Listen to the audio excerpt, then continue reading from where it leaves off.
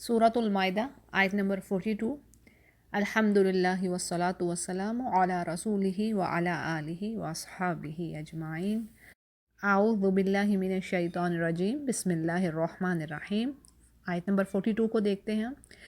सम्माऊना लिल कज़्बि अक्कालूना लिस्सुहत फ़इन जाऊका फ़हकुम बैनहुम औ आरिद अन्हुम। यानी यहाँ पर नबी करीम सल्लल्लाहु अलैहि वसल्लम से कहा जा रहा है कि ये जो झूठ सुनने वाले हैं और हराम खाने वाले हैं, अगर ये अपने मुकद्दिमात आपके पास लेकर आते हैं तो आपको इख्तियार है कि आप चाहें तो इनका फ़ैसला करें और चाहें तो इनकार कर दें। फिर आगे बात आती है व इन तौरिद अन्हुम फ़लन यदुर्रूका शैया। और अगर आप इनकार करते हैं यानी इनके मुकदमे को नहीं देखते तो ये आपका कुछ नहीं बिगाड़ सकते। व इन हकमता, और अगर आप फैसला करते हैं फ़हकुम बैनहुम बिल क़िस्ति, तो इनके दरमियान हक़ के साथ यानी ठीक ठीक फ़ैसला इंसाफ के साथ कीजिए। इन्नल्लाह युहिब्बुल मुक़सितीन, बेशक अल्लाह इंसाफ करने वालों को पसंद करता है। इस आयत की डिटेल को देखते हैं। सम्माऊन का जो वर्ड है इस जिसके मानी आ रहे हैं बहुत ज़्यादा सुनने वाले, तो इसके दो मफ़हूम हो सकते हैं शरई इस्तिलाह में। यानी नंबर 1 के जासूसी करने वाले और नंबर 2 के ज़्यादा बातें सुनने वाले या दूसरों की बातें मानने और एक्सेप्ट करने वाले। लेकिन बाज़ मुफस्सिरीन ने पहले मानी ही मुराद लिए हैं, यानी इनसे मुराद जासूसी हैं, जो कि जासूसी जैसे पीछे भी हमने पढ़ ली कि जो जासूसी करने के लिए आप सल्लल्लाहु अलैहि वसल्लम की मजलिस में आते थे, बातें सुनते थे और जाकर मुसलमानों के दुश्मनों में बातें फैलाते हैं, उनके दरमियान फसाद यानी ख़राबियाँ पैदा करने के लिए। अब देखें बात आ रही है कि जासूसी करने वाले यानी झूठ सुनने वाले और हराम माल खाने वाले, तो ये कौन से लोग हैं? एक और तफसीर के मुताबिक यहाँ पर ख़ास तौर पर उन मुफ्तियों और काजियों की तरफ इशारा है जो झूठी गवाहियाँ और शहादतें लेकर उन लोगों के हक़ में फ़ैसला कर देते जिनसे उन्होंने रिश्वत ली होती थी, यानी इंसाफ के अगेंस्ट फ़ैसला करते क्योंकि उनसे रिश्वत खाई होती थी उन्होंने। तो अब देख लें आज के भी हालात क्या हैं। ये बात वही कि कुरान करीम आया तो ईमान वालों के लिए ना, अब जो ईमान रखेगा। तो ये सब जो लेसन दिया जा रहा है, ये हमारे लिए एक इबरत है ना मोमिनों के लिए कि देखो ये वो काम करते थे, उनके मुफ्ती और उनके जो उलमा हैं वो ये काम कर रहे हैं, किताब को चेंज कर रहे हैं। सारे सूरतुल बकरा में यही बातें आ रही हैं और नाजायज़ रिश्वत खाकर लोगों के अगेंस्ट जो हक़ के साथ बात करनी वो नहीं कर रहे, जुल्म है ना। तो आज हमारे भी देख लें हालात है इसी तरह के ही है। जो जितना बड़ा झूठा है वो उतना बड़ा मुअज़्ज़ज़ और उस ज़्यादा मालदार, और सवाल ही नहीं पैदा होता कि उसे सज़ा हो जाए। अब ये जो आगे बात आ रही है कि अल्लाह फरमा रहे हैं कि आप इनमें फ़ैसला अगर ये लेके आते हैं आपके पास तो आप फ़ैसला कर दें या ना करें, आपको इख्तियार दिया गया, आपकी चॉइस है, ठीक है। अब इसकी डिटेल में बात कुछ इस तरह आती है कि यहूदी उस वक्त तक इस्लामी हुकूमत के बाकायदा रियाया नहीं थे। जो लोग इस्लामी हुकूमत की जो माइनॉरिटीज़ जो होती हैं वो भी फिर ज़िम्मेदारी होती है ना हुकूमत की, उनको जो सहूलियात प्रोवाइड करना, उसी तरह उनके हुकूक का ख्याल करना, ठीक है। तो उस वक्त तक ये क्या था कि इस्लामी हुकूमत के ये बाकायदा रियाया में नहीं आ रहे थे, बल्कि इस्लामी हुकूमत के साथ इनके ताल्लुकात कुछ एग्रीमेंट्स पर मबनी थे, यानी कुछ उन्होंने मुआहदे किए हुए थे।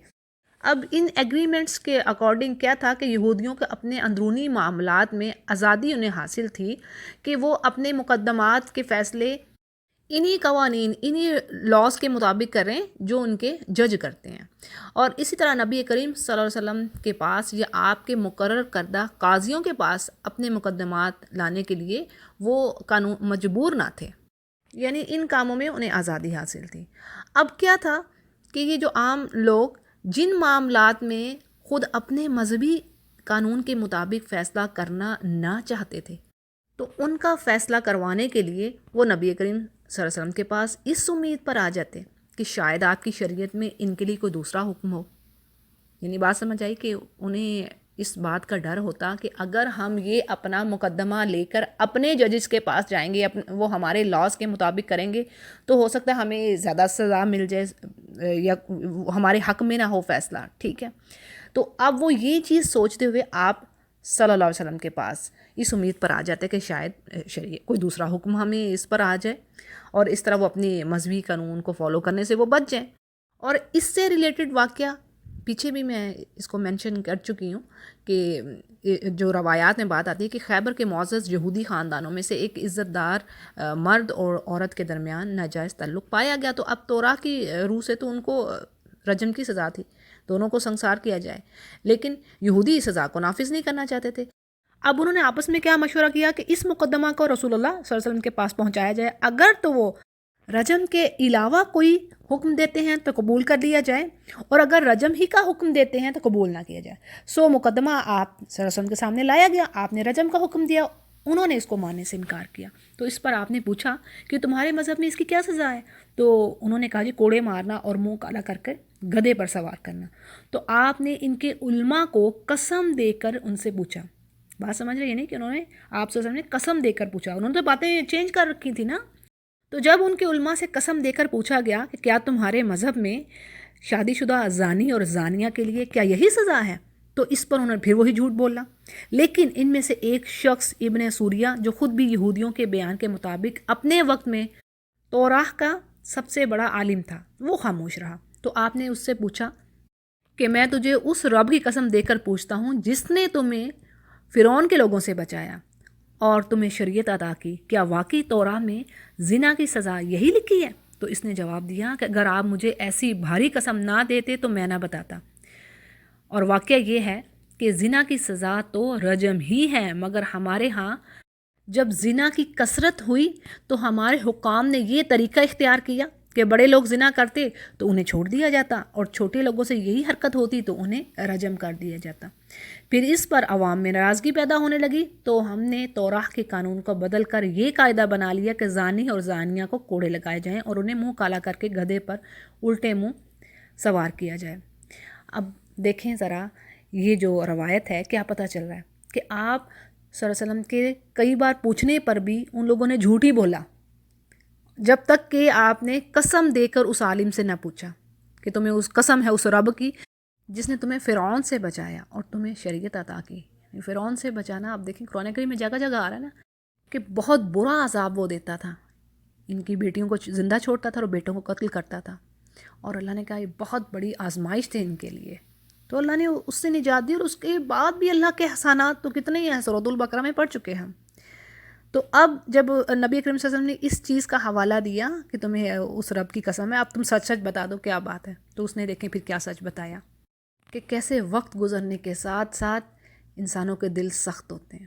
قرآن کریم میں اللہ نے فرما دیا ہے اہل کتاب ہی کے بارے میں، اور مومنوں کو نصیحت کی جا رہی ہے کہ دیکھو تم ایسے نہ ہونا، ولا یکونوا کالذین اوتوا الکتاب، ایسے نہ ہونا جن کو کتاب دی گئی، یعنی کون؟ اہل کتاب، نصارہ اور یہود، من قبل فطال علیہم الامد فقست قلوبہم وکثیر منہم فاسقون، یعنی ان کے دل سخت ہوئے، وقت گزرتا گیا اور ان کی جو اکثریت ہے وہ فاسقوں ہی کی ہے، اور ویسے بھی اللہ نے فرما دی کہ اکثریت فاسق ہی ہیں لوگ، بڑے ہی تھوڑے اللہ کا شکر ادا کرنے والے ہیں، وقلیلا ما تشکرون۔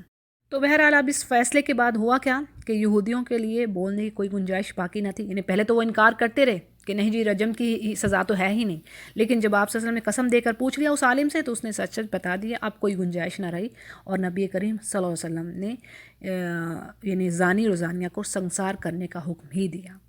اور اسی طرح پھر اگلی آیت میں اللہ فرماتے ہیں وَكَيْفَ يُحَكِّمُونَكَ وَعِندَهُمُ التَّوْرَاةُ فِيهَا حُكْمُ اللَّهِ، یعنی اللہ فرماتے ہیں کہ تعجب کی بات ہے کہ یہ کیسے اپنے پاس تورات ہوتے ہوئے، یعنی جس میں احکام الہی موجود ہیں، ان کے پاس اللہ کی کتاب موجود ہے، اس کے باوجود یہ آپ کو منصف بناتے ہیں، یعنی آپ کو فیصلہ کرنے کے لیے کہتے ہیں، اور اس کے بعد پھر جاتے ہیں، یعنی آپ کو بھی کہتے ہیں کہ فیصلہ کر دیں، اس کے باوجود ثم یتولون من بعد ذلک، اس کے بعد پھر گھوم جاتے ہیں، وما اولئک بالمؤمنین، بلکہ اصل بات تو یہ ہے کہ یہ لوگ ایمان ہی نہیں رکھتے کسی چیز پر بھی۔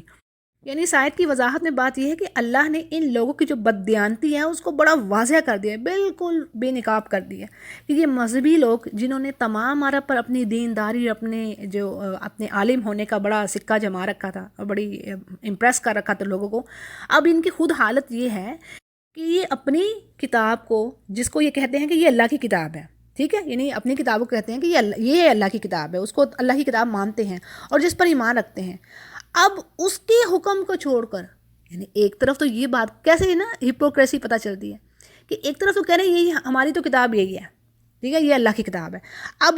اب جو پھر اس میں حکم ہے اس کو مانو. تو اس کے حکم کو چھوڑ کر رسول کریم صلی اللہ علیہ وسلم کے پاس اپنے مقدمات لاتے ہیں اب، اور جس میں ان کے آپ صلی اللہ علیہ وسلم کے پیغمبر ہونے کی بھی بشارت ہے. اب اس سے کیا پتہ چل رہا ہے کہ یہ کسی چیز پر بھی سچے دل سے ایمان ہی نہیں رکھ رہے. یعنی اگر انہیں پکا یقین ہو، اگر ایمان ہو کہ ہاں یہ اللہ کی کتاب ہے، تو پھر اس کے حکم کو مانو. لیکن اس میں تو تبدیلیاں آ چکی، اور ان کا نفس ان احکامات کو ہرگز نہیں مانتا. یعنی وہ اپنی خواہشات کے پیچھے ہیں، کسی چیز پر بالکل ایمان نہیں رکھ رہے. اور آپ صلی اللہ علیہ وسلم کے پاس کیوں آتے ہیں؟ یعنی ایک طرف تو کہتے ہیں کہ یہ جھوٹے دعوے دار ہیں نبوت کے، ایک تو آپ کو نبی ہی نہیں مانتے، تو پھر آپ کے پاس آتے کیوں ہیں؟ اس امید پر آتے ہیں کہ شاید وہاں سے کوئی ایسا فیصلہ مل جائے جو ان کی مرضی کے مطابق ہو، ان کی دل کی خواہشات کو وہ پورا کر دے. تو یہ تھی اس آیت کی وضاحت، جس میں اللہ نے بڑا خوبصورت میسج دے دیا ہمارے لیے.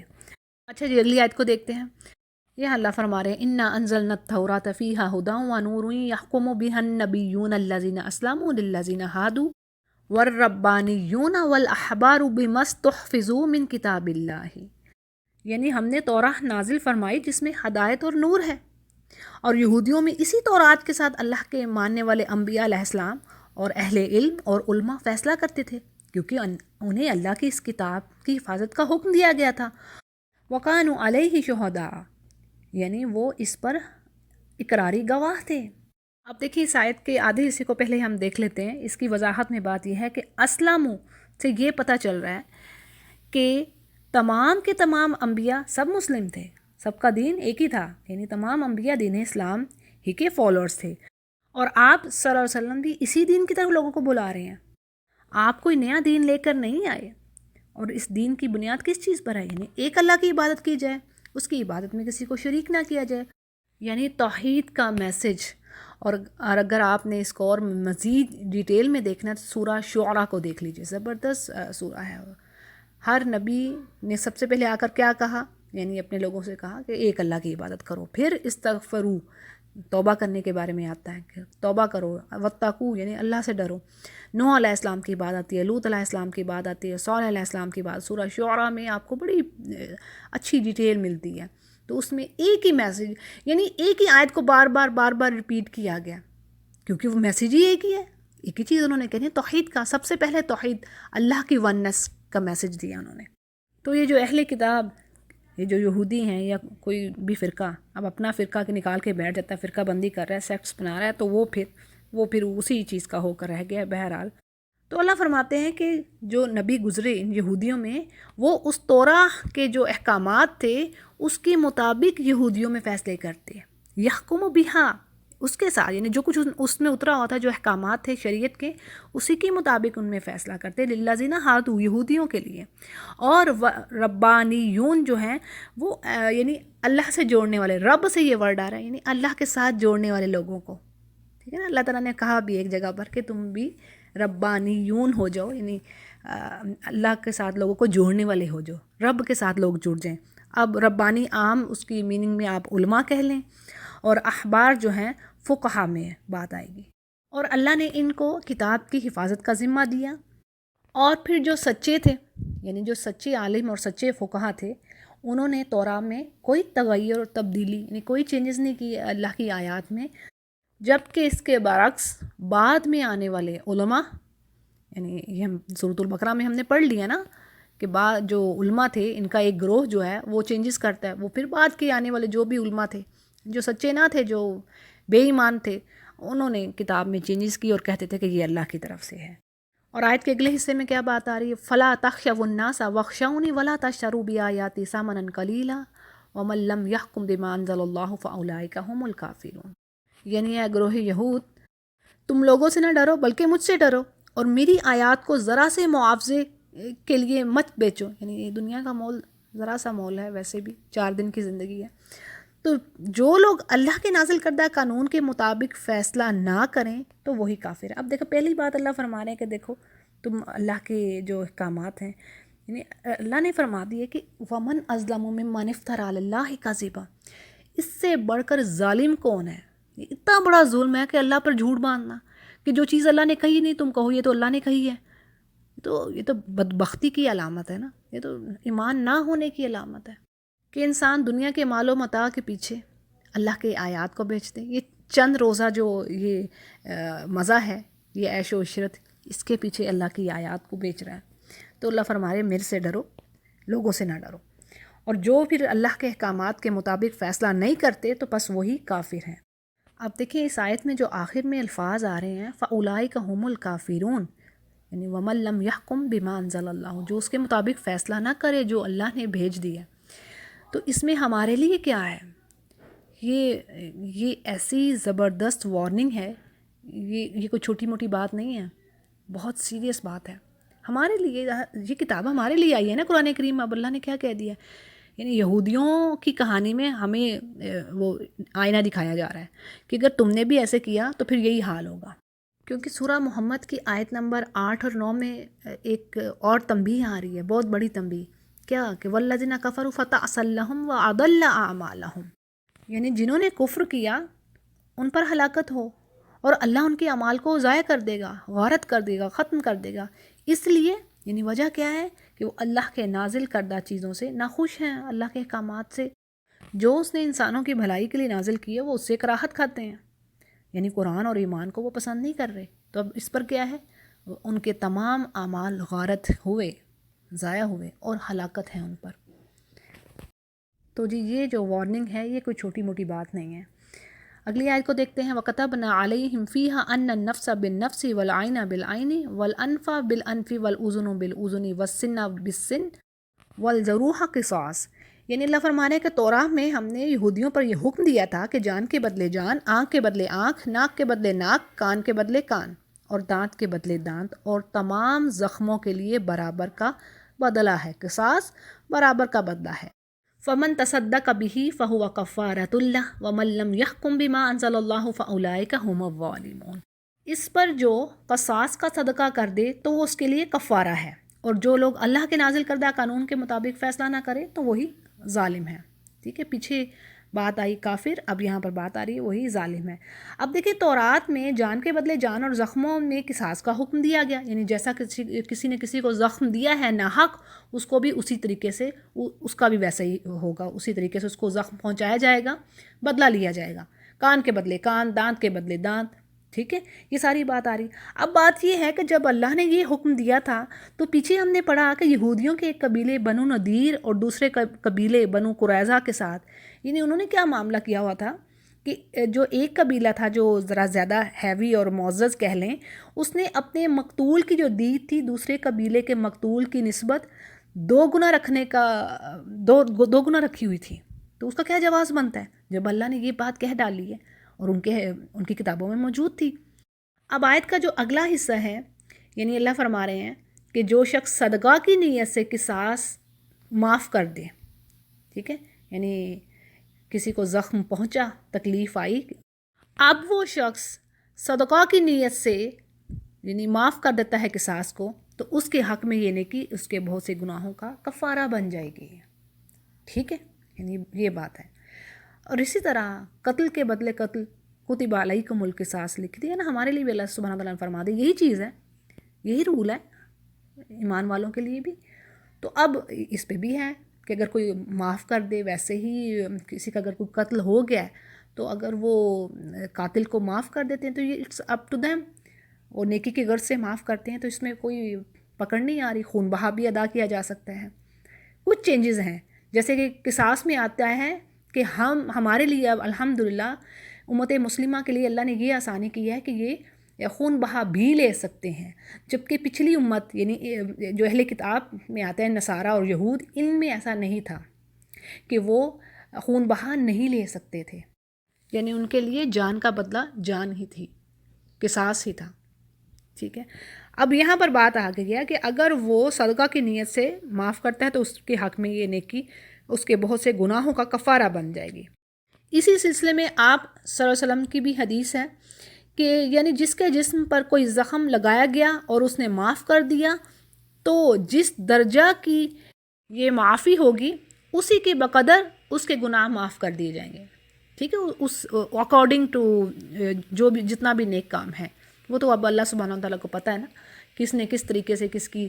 جیسے اللہ نے فرما دیا کہ کسی کو میں بہت زیادہ بڑھا کر دوں گا ایک تو اللہ نے اجر کا وعدہ کیا ہے، لیکن بعض کا اللہ نے کہا ہے بے حساب، تو وہ اللہ کو پتہ ہو، اللہ کی حکمہ، لیکن کچھ چیزیں اللہ نے واضح بھی کر دی ہیں۔ نبی کریم صلی اللہ علیہ وسلم کی حدیث میں ہم پاتے ہیں کہ آپ یعنی جو اخلاص نیت جو ہے آپ کی، انما الاعمال بالنیات، نیت کا خالص ہونا، اور جیسے ہم حدیث میں صحابی کا قصہ پاتے ہیں کہ اگرچہ وہ تھوڑی سی کھجوریں لائے لیکن اس کا وزن کافی زیادہ آ گیا دوسرے مال لوگوں کے دیے ہوئے مال کی نسبت، کیونکہ وہ تو آلریڈی فقراء میں سے تھے، ایوریج کا کہہ لیں۔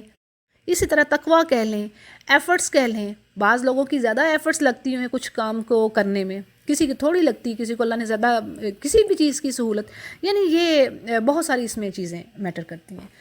تو جی اگلی آیت پہ چلتے ہیں۔ وَقَفَّيْنَا عَلَىٰ آثَارِهِمْ بِعِيسَىٰ ابْنِ مَرْيَمَ مُصَدِّقًا لِّمَا بَيْنَ يَدَيْهِ مِنَ التَّوْرَاةِ وَآتَيْنَاهُ الْإِنجِيلَ فِيهِ هُدًى وَنُورًا وَمُصَدِّقًا لِّمَا بَيْنَ يَدَيْهِ مِنَ التَّوْرَاةِ وَهُدًى وَمَوْعِظَةً لِّلْمُتَّقِينَ، یعنی اللہ سبحانہ تعالیٰ نے پیغمبروں کے بعد مریم علیہ السلام کے بیٹے عیسیٰ کو بھیجا، توراہ میں سے جو کچھ ان کے سامنے موجود تھا وہ اس کی تصدیق کرنے والے تھے، اور اللہ نے ان کو انجیل عطا کی جس میں رہنمائی اور روشنی تھی، نور تھا، اور توراہ میں سے جو کچھ اس وقت موجود تھا وہ اس کو ٹیسٹیفائی وہ بک کرتی تھی، یعنی انجیل بھی اس کی توراہ کی تصدیق کرنے والی تھی، نہ کہ تکذیب۔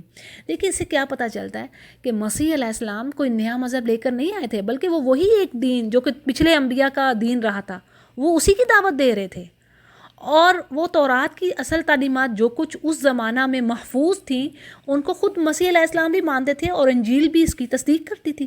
یعنی ہر آنے والا نبی پچھلے نبی کی تصدیق کے لیے آتا ہے، نہ کہ پچھلی کتابوں اور پچھلے انبیاء کو جھوٹا ثابت کرنے کے لیے۔ دیکھیں اللہ سبحانہ وتعالیٰ کیا فرماتے ہیں قرآن کریم میں، وَمَا كَانَ لِرَسُولٍ أَن يَأْتِيَ بِآيَةٍ إِلَّا بِإِذْنِ اللَّهِ، یعنی کوئی نبی اپنی طرف سے کوئی بات کہہ ہی نہیں سکتا، نہ وہ کوئی آیت لا سکتا ہے جب تک کہ اللہ کا اذن نہ ہو، وہ اپنی طرف سے کوئی بات نہیں کہہ سکتے۔ سچے نبی کی تو یہی نشانی ہے۔ اور حقیقت بات یہ بھی ہے کہ توراہ اپنے وقت میں لوگوں کے لیے ہدایت کا ذریعہ تھی جب تک کہ اس میں تبدیلی نہیں آئی، جیسے اللہ سبحانہ تعالیٰ سورۃ الاحقاف میں فرماتے ہیں وَمِن قَبْلِهِ کتاب موسیٰ اماما وَرَحْمَةً، یعنی اے نبی آپ سے پہلے جو کتاب تھی موسیٰ علیہ السلام کی کتاب، وہ امام تھی، رہنمائی کرنے والی، لیڈ کرنے والی، اور رحمت تھی اللہ کی طرف سے۔ لیکن اب کیا ہے، وَهَذَا كِتَابٌ مُصَدِّقٌ لِسَانًا عَرَبِيًّا لِيُنذِرَ الَّذِينَ ظَلَمُوا وَبُشْرَىٰ لِلْمُحْسِنِينَ، لیکن اب یہ جو کتاب ہے قرآن کریم، یہ سچ بتلانے والی ہے، عربی زبان میں ہے، اور یہ ظالموں کو ڈرا دینے والی اور محسنین کے لیے بشرا ہے، گڈ نیوز ہے۔ یعنی سب سے پہلے توراہ اپنے وقت کے لوگوں کے لیے ہدایت کا ذریعہ تھی، سورس آف گائیڈنس تھی جب تک وہ صحیح تھی۔ پھر اس کے بعد انجیل کا نزول ہوا تو اسے بھی وہی حیثیت حاصل ہوئی، اور پھر قرآن کریم کے نزول کے بعد، یعنی قرآن کریم کے آ جانے کے بعد تورات، انجیل اور دیگر صحائف جو بھی اللہ تعالیٰ نے صحیفے بھیجے رسولوں پر، سب منسوخ ہو گئے، سب کے سب منسوخ ہیں۔ اب صرف ہدایت اور نجات کا ذریعہ، یعنی اسٹریٹ پاتھ اور سکسیس دینے والی کتاب صرف قرآن کریم ہے، اور اسی پر اللہ سبحانہ تعالیٰ نے تمام آسمانی کتابوں کا سلسلہ ختم کر دیا۔ گویا یہ اس بات کا اعلان ہے، یعنی اس بات کو ڈکلیئر کر دیا گیا کہ قیامت تک پیدا ہونے والے انسانوں کی فلاح، ان کی سکسیس اسی بات پر ہے کہ وہ قرآن کریم کے ساتھ جڑے۔ اور اسی طرح آپ صلی اللہ علیہ وسلم نے کیا فرما دیا کہ کوئی انسان بھی چاہے یہودی ہو نصارہ ہو، وہ مجھ پر ایمان لائے بغیر جنت میں نہیں جا سکتا، یعنی جنت میں جانے کا اب کوئی دوسرا راستہ نہیں ہے قیامت تک، نبی کریم آخری نبی اور قرآن کریم پر ایمان لانا ہوگا۔ اور آگے اللہ فرما رہے ہیں وَلْيَحْكُمْ أَهْلُ الْإِنْجِيلِ بِمَا أَنزَلَ اللَّهُ فِيهِ وَمَن لَّمْ يَحْكُم بِمَا أَنزَلَ اللَّهُ فَأُولَٰئِكَ هُمُ الْفَاسِقُونَ، یعنی اللہ فرما رہے ہیں کہ اہل انجیل کو بھی اس بات کا حکم تھا کہ وہ قانون کے مطابق فیصلہ کریں جو اللہ نے یعنی نازل فرمائے ہیں احکامات، اور جو لوگ اللہ کے نازل کردہ قانون کے مطابق فیصلہ نہ کریں تو وہی فاسق ہیں۔ اب دیکھیں یہ جو حکم اہل انجیل کو تھا یہ اس وقت تک تھا جب تک عیسیٰ علیہ السلام کی نبوت کا زمانہ تھا۔ نبی کریم صلی اللہ علیہ وسلم کی بعثت کے بعد عیسیٰ کا دور نبوت بھی ختم ہو گیا، اور انجیل کو فالو کرنے کا حکم بھی ساتھ ہی ختم، ٹھیک ہے۔ اب ایماندار وہی، اگین وہی بات جو میں نے پیچھے دہرا دی کہ ایمان والا تو وہی سمجھا جائے گا جو رسالت محمدی پر ایمان لائے گا، اور آگے اللہ فرما رہے ہیں وَأَنزَلْنَا إِلَيْكَ الْكِتَابَ بِالْحَقِّ مُصَدِّقًا لِمَا بَيْنَ يَدَيْهِ مِنَ الْكِتَابِ وَمُهَيْمِنًا عَلَيْهِ فَاحْكُم بَيْنَهُم بِمَا أَنزَلَ اللَّهُ وَلَا تَتَّبِعْ أَهْوَاءَهُمْ أَمَّا جَاءَكَ مِنَ الْحَقِّ، یعنی اے نبی ہم نے آپ کی طرف حق کے ساتھ یہ کتاب نازل فرمائی ہے جو اپنے سے پچھلی کتابوں کی تصدیق کرنے والی ہے، ان کو ٹیسٹیفائی کرتی ہے اور ان کی محافظ ہے۔ اب یہاں پر جو ورڈ آیا نا محیمینن، اس کے معنی ہے محافظت، نگرانی، گواہی، امانت اور حمایت کے۔ جیسے کہ یہ کہا جاتا ہے کہ حیمین الرجل الشیء، یعنی آدمی نے کسی چیز کی حفاظت و نگہبانی کی۔ اور بات یہ کہ ہر آسمانی کتاب اپنے سے پچھلی گزری ہوئی کتاب کو ٹیسٹیفائی کرتی ہے، اس کی تصدیق کرتی ہے۔ اسی طرح قرآن کریم بھی پچھلی کتابوں کو ٹیسٹیفائی کر رہی ہے، ان کی تصدیق کرتی ہے کہ یہ ساری کتابیں اللہ ہی کی طرف سے نازل کردہ ہیں۔ لیکن قرآن کریم تصدیق کرنے کے ساتھ ساتھ محیمن، یعنی امین بھی ہے، شاہد بھی اور حاکم بھی۔ یعنی پچھلی کتابوں میں تو اب چینجز آ چکی ہیں، اب ان کو فالو نہیں کرنا، اب قرآن کا جو فیصلہ ہے وہی نافذ ہوگا۔ پچھلی جو جتنے بھی کتابیں ہیں، جو بھی احکامات ہیں، وہ سب منسوخ۔ پھر وہی بات کہ اب نجات کا راستہ صرف قرآن کریم۔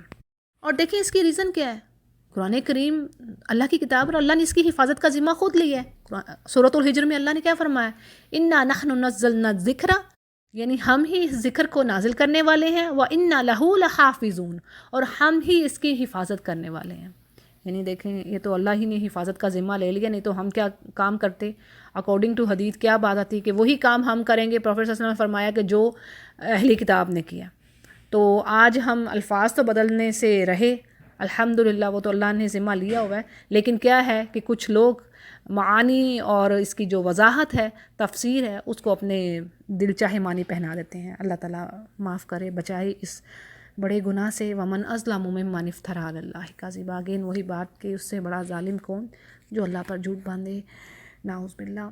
اچھا جی، پھر آگے اللہ فرماتے ہیں کہ اے نبی اب آپ ان کے جو آپس کے معاملات ہیں ان کو اللہ کی اتاری ہوئی کتاب کے مطابق حل کر دیجیے، یعنی کہ جو قرآن کریم کے مطابق۔ اب اس سے پہلے آیت نمبر 42 میں آپ کو اختیار دیا گیا تھا کہ آپ ان کے معاملات کے فیصلے کریں یا نہ کریں، پیچھے پڑھ لیا تھا نا ہم نے، کہا گیا تھا کہ اے نبی آپ چاہے فیصلہ کریں یا نہ کریں، آپ پر کوئی پکڑ نہیں آئے گی اور یہ آپ کی مرضی ہے۔ لیکن اب یہاں پر یہ حکم دیا جا رہا ہے کہ ان کے آپس کے جو معاملات ہیں ان کو قرآن کریم کے مطابق فیصلہ، یعنی ان کا قرآن کریم کے مطابق فیصلہ فرما دیں آپ۔ اور آگے کہا جا رہا ہے کہ حق سے ہٹ کر ان کی خواہشوں کے پیچھے نہ جائیے گا، یعنی یہ دراصل یہ امت کو تعلیم دی جا رہی ہے، نیشن کو کہا جا رہا ہے کہ اللہ کی نازل کردہ کتاب سے ہٹ کر لوگوں کی خواہشات یا اپنی خواہشات اور اوپینینز کے مطابق خود ساختہ فیصلے نہ کیجیے، یعنی اس کتاب سے نہ ہٹیے۔ اور اس کی اجازت جب پیغمبر کو نہیں ہے تو کسی اور کو کس طرح حاصل ہو سکتی ہے؟ تو دیکھیں پھر اس پر سزا کتنی سخت ہے کہ جو اللہ کے بتائے ہوئے احکامات، جو شریعہ لاز ہیں، ان سے ہٹ کر کوئی نہ کوئی کام کرے۔ اللہ معاف کرے، اللہ تعالیٰ اس عمل سے بچائے اور ایمان پر قائم رکھے۔ اور آگے اللہ فرماتے ہیں کہ تم میں سے ہر ایک کے لیے ہم نے ایک دستور اور راہ مقرر کر دی تھی، ٹھیک ہے، یعنی لِكُلِّ جَعَلْنَا مِنْكُمْ شِرْعَةً وَمِنْحَاجًا، شریعت اور ایک راستہ، ایک راہ۔ وَلَوْ شَاءَ، اور اگر اللہ چاہتا، وَلَوْ شَاءَ اللَّهُ لَجَعَلَكُمْ أُمَّةً وَاحِدَةً وَلَكِنْ لِيَبْلُوَكُمْ فِي مَا آتَاكُمْ، یعنی اگر اللہ چاہتا تو سب کو ایک ہی امت بنا دیتا، لیکن اس کی چاہت یہ ہے کہ جو کچھ تمہیں دیا جائے اس میں وہ تمہیں آزمائے۔ لیکن بات یہ ہے کہ سورۃ الملک میں اللہ نے واضح کر دی ہے تمہیں زندگی دی ہے آزمائش کے لیے کہ تم میں سے کون اچھے اعمال کر کے لاتا ہے۔ اب یہ اللہ کی مرضی ہے، کسی کو کسی طرح، اگر پچھلی قوموں کو کوئی اور رول دیا ہوگا، ان کے شریعہ لاس میں کچھ فرق ہوگا، ہمارے فرق ہیں، تو الحمدللہ جو اللہ نے دے دیا ہے سمعنا و اطعنا، بس سن لیا اور مان لیا، دیٹس اٹ۔ اس کے بعد ہمارے لیے کوئی راستہ نہیں ہے۔ اب دیکھیں بعض شریعت میں کچھ چیزیں ان پر حرام تھی اور دوسری وہ شریعت میں وہ حلال تھی۔ اسی طرح جب ہم پڑھتے ہیں قصاص کے بارے میں، قتل کے بدلے قتل قرآن کریم میں آ رہی ہے بات، یا خون بہا کا بھی بات آ رہی ہے، یا پھر معاف کر دینے کی بھی بات آتی ہے، لیکن یہود اور نصارہ ان کی شریعت میں قصاص کا جو حکم ہے اس کا تھوڑی سی چینجز ہیں، یعنی تھوڑا سا فرق ہے امت مسلمہ کے حساب سے۔ تو بات یہ ہے کہ پچھلی جو امتیں تھیں، جو انبیاء گزرے ہیں، ان کی شریعت میں کچھ نہ کچھ فرق تھا، لیکن دین ایک ہی رہا، سب نے توحید کی، یعنی ایک ہی دین کی دعوت دی، سب نے اللہ ہی کی طرف پکارا انسانوں کو. جیسے کہ ایک حدیث سے پتہ چلتا ہے، آپ صلی اللہ علیہ وسلم نے فرمایا انبیاء جو ہیں علاقی بھائی ہیں، یعنی ان کی مائیں مختلف ہیں اور ان کا دین ایک ہے. الانبیاء اخوۃ لعلات امہاتہم شتا و دینہم واحد، یعنی مائیں تو مختلف ہیں لیکن دین ایک ہی ہے. علاقی بھائی وہ ہوتے ہیں جن کی مائیں تو مختلف ہوں لیکن باپ ایک ہی ہو. مطلب یہ کہ ان کا دین ایک ہی تھا اور شریعتیں جو تھیں، دستور اور طریقہ کار جو تھے، جو لاز تھے ان کے، وہ مختلف تھے.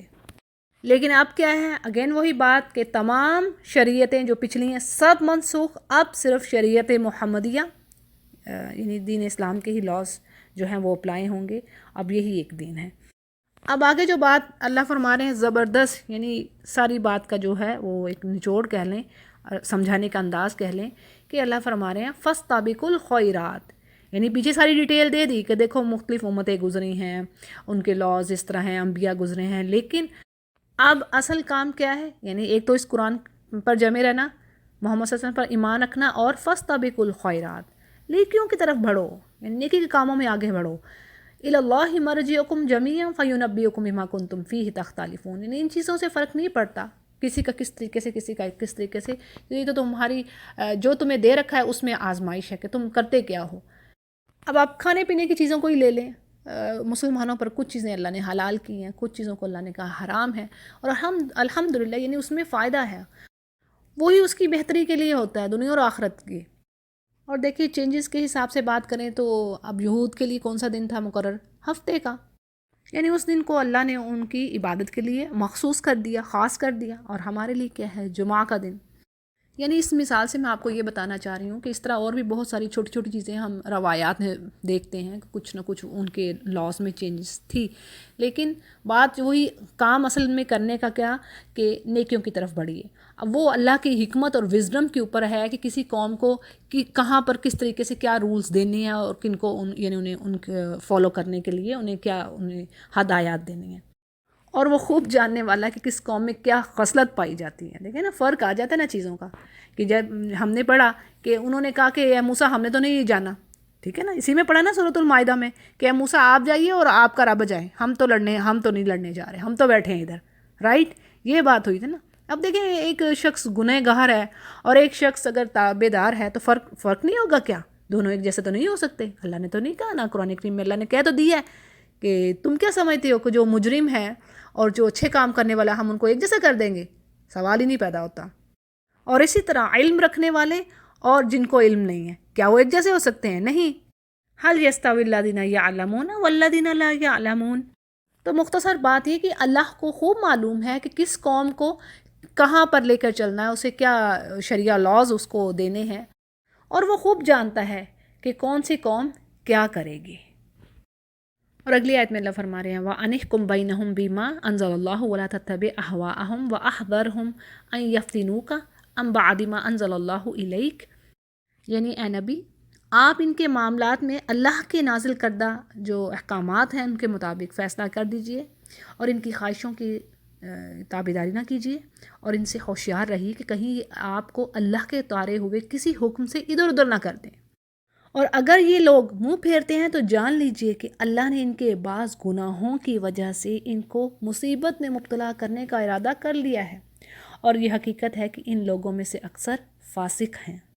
وَإِنَّ كَثِيرًا مِّنَ النَّاسِ لَفَاسِقُونَ، یعنی نافرمانی کرنے والے، گنہ گار، اللہ کی اطاعت سے ہٹ کر کام کرنے والے، تو اکثریت ایسوں ہی کی ہے. اور آگے بڑی زبردست آیت اللہ نے دے دی أَفَحُكْمُ الْجَاهِلِيَّةِ يَبْغُونَ، یعنی کیا یہ لوگ پھر سے جاہلیت کا فیصلہ چاہتے ہیں؟ اور یقین رکھنے والے لوگوں کے لیے تو اللہ سے بہتر فیصلے اور حکم کرنے والا کون ہو سکتا ہے؟ اس آیت کی تفسیر بڑی اہم ہے، وضاحت سن لیجئے. دیکھیں جاہلیت کا ورڈ آیا دوسری آیت میں اسلام کے مقابلہ میں، ٹھیک ہے، جاہلیہ، کہ کیا یہ جاہلیت کے فیصلے چاہتے ہیں؟ یعنی اسلام کو چھوڑ کر جو روشنی ہے، ہدایت ہے، انسانوں کو رہنمائی دینے والا ہے، انسانوں کو فلاح دینے والا ہے، جو انسانیت کے حق کی طرف جا رہے ہیں سارے اصول، تو یہ کیا اس چیز کو چھوڑ کر پھر اگین جاہلیت کی طرف جانا چاہتے ہیں؟ اب دیکھیں جاہلیت کا جو ورڈ ہے ہم اکثر کتابوں میں پڑھتے ہیں نا کہ عرب کے زمانہ قبل اسلام، یعنی اسلام سے پہلے جو زمانہ تھا اس کو جاہلیت کا زمانہ کہا جاتا ہے. کیوں بھلا؟ کیونکہ اس زمانہ میں علم کے بغیر محض وہم یا قیاس یا خواہشات کی بنا پر انسانوں نے اپنے لیے زندگی کے طریقے مقرر کیے ہوئے تھے. یا پھر یوں کہہ لیں کہ جو ان کے لیڈر تھے، وہ مائٹ از رائٹ والا حساب، جن کے پاس طاقت تھی انہوں نے اپنے حساب سے فیصلے کر رکھے تھے. صحیح ہے، یہ ہے جاہلیت کی بات. اسلام تو یہ چیز نہیں کر رہا نا. اسلام کسی ایک کی طرف مائل نہیں ہے. ایک بائسٹ والی تو بات ہی نہیں ہے کہ اگر عورت کے لیے حقوق ہیں تو مردوں کے حقوق نہیں ہیں. ایسا تو نہیں. اللہ نے سب کے حقوق بانٹ رکھے ہیں. اللہ نے انسانی نفسیات کے مطابق سارے فیصلے کیے ہیں، کیونکہ یہ سارے تو اللہ ہی کے بندے ہیں نا. اور اللہ کو پتہ ہے میں نے سب یہ جو بندوں کے حقوق ہیں ان کو آپس میں کس طریقے سے ڈیوائڈ کرنا ہے اور کس طریقے سے ان کو زندگی گزارنے کے طریقے بتانے ہیں. آپس میں جو معاشرتی اصول ہیں، جو سوسائٹی میں رہنے کے جو اصول ہیں، یہ تو نہیں کبھی ایک کسی دوسرے پہ زیادتی کر رہا ہے اور کوئی قانون ہی نہیں ہو. جاہلیت کا دور ہو تو وہ کیا ہے؟ جاہلیت کے دور میں کیا تھا؟ جو طاقتور قبیلے تھے وہ جا کے چھوٹے قبیلوں کو دباتے، چھاپے مارتے، ان کا مال لوٹ کھسوٹ لیتے. یہ کچھ ہے نا زمانہ جاہلیت میں. یہی پڑھتے نا، عورت کی کوئی قدر نہ تھی، اس کو بیڑ بکری کی طرح لیا جاتا تھا. وراثت میں بھی وہ تقسیم ہوتی تھی جس طرح کہ وراثت کا مال تقسیم ہوتا ہے. تو بات یہ ہے کہ جو انسان اللہ کے دیے ہوئے علم، یعنی جو اللہ نے رولز بتا دیے ان کو چھوڑ کر دوسرے انسانوں نے بنائے نا کچھ رولز، اگر ان کے مطابق زندگی گزارا ہے. اب دیکھیں یہ جو زکوٰۃ کا سسٹم ہے ہمیں اللہ نے دی ہے نا. اللہ نے بتایا نا اس طریقے سے یہ کرو. آج یہ جو انسانی نظام ہے، ٹیکس، میں ایک ویسے بات کہتی ہوں، اکثر میں سنتی ہوں تو یہ کیسا کئی ملکوں میں اس قدر ٹیکس ہے. پریشانی کی بات ہے، اس قدر ٹیکس کہ 50% یہ پتہ نہیں کس قدر زیادہ ہے کہ ان کی جو پے ہے اس میں سے وہ نکل جائے گا. اچھی خاصی اماؤنٹ جاتی ہے. اور کچھ ملکوں میں تو ٹھیک ہے وہ آپ کو سہولیات دے رہے ہیں، لیکن پھر بھی یہ کہاں کا قانون ہے؟ یہ انسانوں کو بنایا ہوا. اب دیکھو خوبصورت جو اللہ کا دیا ہوا نظام ہے وہ لا کر تو دیکھو، پھر دیکھو برکتیں اور رحمتیں کچھ بھی نہیں ہے. زکوٰۃ سسٹم کچھ بھی نہیں ہے. ہاں صحیح طریقے سے زکوٰۃ دینے والے ہوں، پھر دیکھیں کس طرح جو سوسائٹی پھلتی اور پھولتی ہے. یعنی جو بیلنس ہے، جو ڈویژن ہے وہ خوبصورتی سے ہوگی. نہ کوئی فقیر رہے گا، نہ کوئی مساکین، اور نہ ہی کوئی پریشان حال. اگر زکوٰۃ کے سسٹم ہی کو صحیح طریقے سے امپلیمنٹ کر دیا جائے. بس وہ بات وہی نہ کرنے والے، ہم میں تو ایمان ہی نہیں رہا. تو یہ اللہ کے جو اصول ہیں ان کو انسان کر کے تو دیکھے کہ اس میں اس کے اثرات کیسے ہیں، اس کے ثمرات کیسے ہیں، کیسے فروٹفل یہ چیزیں ہیں. لیکن وہی کہ ہم انسانوں کی بنی ہوئی، جو انسانوں نے بنائی ہیں چیزیں. انسانوں کو اتنی عقل ہے یار اب، جن کو اپنی موت کا نہیں پتہ، اپنی زندگی کا نہیں پتہ کہ کہاں کس لمحے کیا ہونے والا ہے ان کے ساتھ، جو اپنے بڑھاپے کو نہیں روک سکتے، جو اپنی بیماری کو نہیں روک سکتے، وہ انسان ان کے فیصلوں پر باقی انسان لگیں گے. یہ بڑا ہی ظلم ہے. یہ تو ہم اپنی جانوں پر ہی ظلم کر رہے ہیں یار. اب تو ہم پر کرم فرما. تو بات یہ ہے کہ یہ اسی طرح حدیث میں آتا ہے کہ نبی کریم صلی اللہ علیہ وسلم نے فرمایا کہ اللہ کو سب سے زیادہ ناپسندیدہ شخص وہ ہے جو اسلام میں جاہلیت کے طریقے کو ڈھونڈے اور جو ناحق کسی کا خون بہانا چاہے. تو بات یہ ہے کہ پچھلی آیت میں یہ اللہ فرما رہے ہیں کہ اگر یہ منہ پھیرتے ہیں، یعنی اے نبی آپ اس قرآن کے مطابق ان میں فیصلہ کیجئے، ان کے مقدمات جو بھی ان کی پرابلمز ہیں ان کو قرآن کے مطابق سالو کیجئے. اب اگر یہ اس سے پیچھے ہٹتے ہیں، یعنی اسلام کے حکم سے جو اللہ نے حکم دے دیا اب اس سے ناگواری محسوس کر رہے ہیں، پیچھے ہٹ رہے ہیں، منہ پھیرتے ہیں، تو پھر جان لیجئے کہ اللہ چاہتا ہی یہی ہے. یعنی وہ چاہتا ہے کہ ان کے گناہوں پر ان کی پکڑ کی جائے. اور اللہ سبحانہ تعالیٰ نے کئی جگہ پر فرمایا نا کہ گنہگار کو ڈھیل دیتا ہے کہ تو ذرا اچھی طریقے سے گناہ کر لے، پھر تیری میں رسی کھینچوں گا. جیسے سورہ طارق میں بات آتی ہے انہم یکیدون کیدا، یعنی بے شک وہ بھی پلاننگ کر رہے ہیں، چالیں چل رہے ہیں کافر. واقعیدو قیدا، اور میں بھی پلاننگ کر رہا ہوں. فمہل الکافرین امہلہم رویدا، تو تھوڑی سی ان کافروں کو ذرا مہلت دیجیے، ان کو ڈھیلا چھوڑیے، پھر ان کو دیکھیں اللہ کیسے پکڑ کرتا. تو اگر یہ منہ پھیر رہے ہیں نبی تو مطلب یہ ہے کہ اللہ چاہتا ہے کہ ان کو اللہ سزا دے ان کے گناہوں کی وجہ سے. اور کثیر تعداد انسانوں کی لفاسقون، فاسق ہیں، نافرمانی کرنے والے ہیں، اللہ کی راہ پر نہیں چلنے والے. یا رب تو ہمیں سیدھے چلنے کی توفیق عطا فرما. ہمارے دلوں میں ایمان کو ایسا گاڑ دے جو کبھی پلٹے نہ، اور ہمیں وہ نعمتیں عطا فرما. جو کبھی ختم نہ ہو، نبی کریم صلی اللہ علیہ وسلم کا ساتھ نصیب فرما۔ تو جی یہ 2 پیجز کی تفسیر میں نے کر دی ہے، انشاءاللہ باقی کو نیکسٹ ویڈیو میں انشاءاللہ دیکھتے ہیں۔ سبحانک اللہم و بحمدک، نشہد لا الہ الا انت، نستغفرک و نتوب الیک۔